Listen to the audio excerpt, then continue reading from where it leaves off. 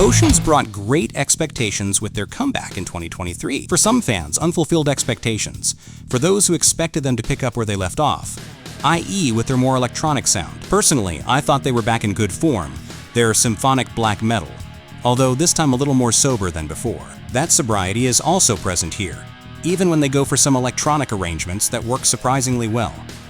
And Oceans validate their return by showing a side of themselves that wasn't very present before, and with it comes some excellent music.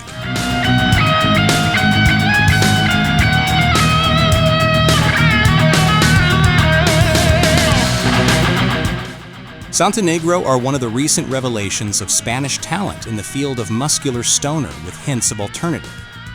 We could be cynical and say that their music is nothing new, but that's not entirely true. This energy and groove may have been delivered many times before, but rarely has it sounded as genuine and powerful as it does here. It's their simplicity and effectiveness that disarms us and wins us over, with impressive simplicity, to rock out to on a road trip along those hot asphalt roads.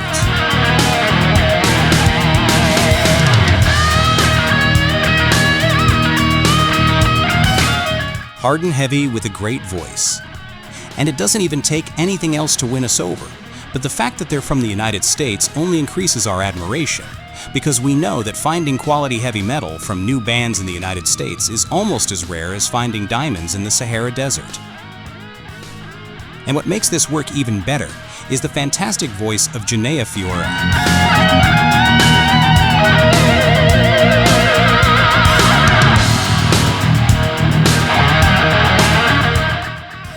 ARV's debut album is a good surprise for anyone who likes the fusion of post-metal with more hardcore or even more extreme roots. There are riffs and ambiences here that wouldn't be out of place in more experimental black metal. Violent, atmospheric, and impossible to be indifferent to, this is a debut that we recommend to anyone who likes to be surprised by dynamic music.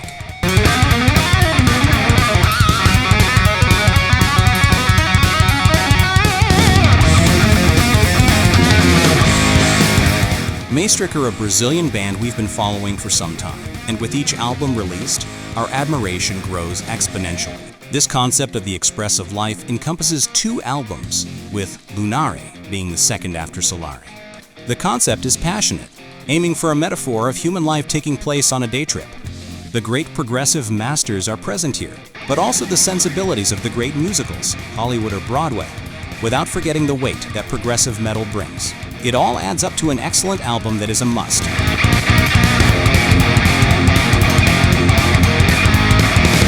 I confess that I lost track of Nightfall, a band that never impressed me, always losing out to their compatriots Rotting Christ and Septic Flesh. At the end of the 90s, Lesbian Show and Diva Futura showed a band trying to make the transition to something more melodic, like many bands. But the results weren't particularly exciting. More than 25 years later, Children of Eve shows a completely different band. With no need to use gimmicks to stand out from the crowd, it's their music that wins us over with ease.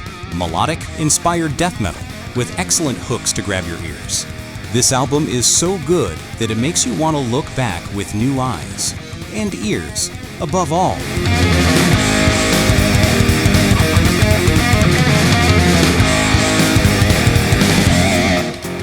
It's cult time. In the underground black metal scene, Abyssal Vacuum's debut album was eagerly awaited after 4 EPs, and 2 compilations of those EPs. The debut couldn't have crushed expectations any further. Each of these songs is entitled Coordinates.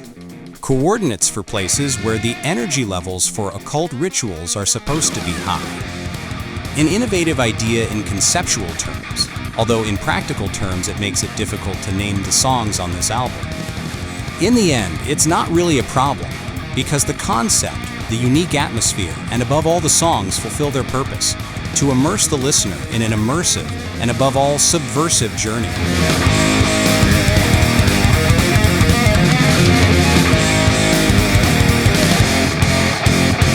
The second album from the North American band Ominous Ruin is a very technical and captivating piece of brutal death metal.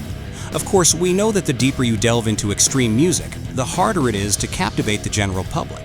But this album is so rich that even those who don't appreciate the subgenres, be it brutal death metal or technical death metal, will quickly be sucked into these songs, which are more sober than you might expect. Brutality is the main course, but there's also excellent taste in the arrangements and ambience, an excellent band to accompany.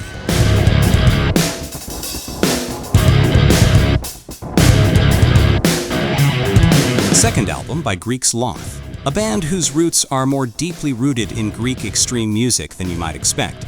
Born in the 90s and releasing an iconic demo, they changed their name to Astarte, which would become an iconic all-female band in Greek melodic black metal.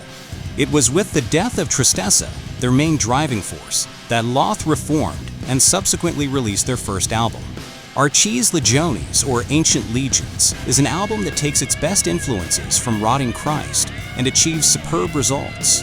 It's an album that's easy to fall in love with, especially if you appreciate the epic and sometimes even folk aspects. Highly recommended.